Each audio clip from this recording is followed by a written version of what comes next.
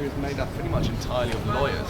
When they first created this area, when they first built this area, they managed to write into the terms of the contract of the area that they actually had certain laws of themselves, so they were actually somewhat independent from the rest of the city. So for example, the emergency services actually have to ask their permission before entering this area.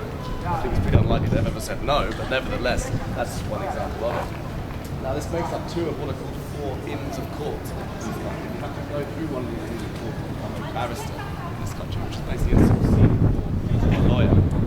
Some fairly famous people have been here in the past. For example, Mahatma Gandhi, well, I say fairly, he's very famous of course. He was here when he was just 17 years old, and apparently he actually learned to play the violin while he was here as well.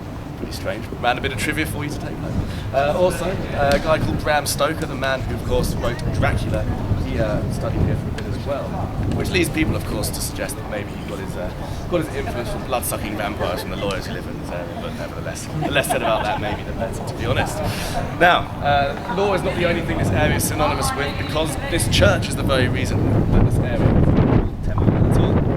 Now this church you might recognise because it was used in the film Da Vinci Code. It does actually form a part of that story as well, because the people who built this thing are these people called the Knights Templar.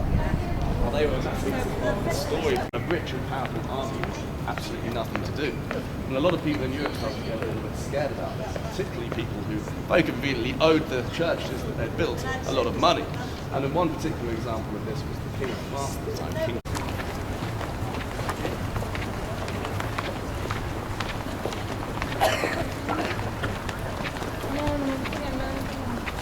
that we have in this city. Now I think it's certainly one of the most beautiful buildings that we have. I'm pretty much in agreement, it's got to be said. But St. Paul's Cathedral, believe it or not, this is actually the 5th version that we have had on this spot. It dates back all the way to 606, a very, very long time ago. It wasn't really a cathedral back then, just more a temple dedicated to St. Paul. 1/3 of the entire population of London, so 100,000 people were killed by this horrible disease in 1665. But just a year later, in September of 1666, on the 2nd, the Great Fire of London started. And it started pretty much right here, guys, just on Pudding Lane, you can just see over there. Now it started in a baker shop, and it's thought that the baker went to bed not remembering that he'd actually left one of his fires on. Some people suggest that he was a bit of an alcoholic and maybe was a bit drunk and just kind of forgot as a result of that. But nevertheless, he was woken up in the middle of the night by the screams of one of his maids, who was unfortunately on fire and was to become the first victim of the Great Fire of London. But at first, people weren't too worried about the fire, about the size of it. But unfortunately, at that time, it just so happens we had a particularly hot week here in London. And London at that time was mostly made out of wood, so the wood would become very, very dry indeed. The fire could spread much more easily. And just so happens in the 3 days the Great Fire of London took place, it happened to be very, very windy as well.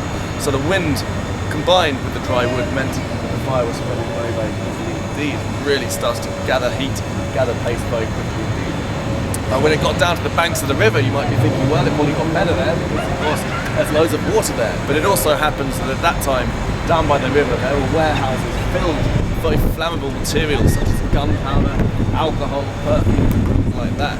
So that just fueled it yet more and made the fire much stronger again. It didn't climb up, but nevertheless, you can climb up there, 67 meters high, get a decent view of the area.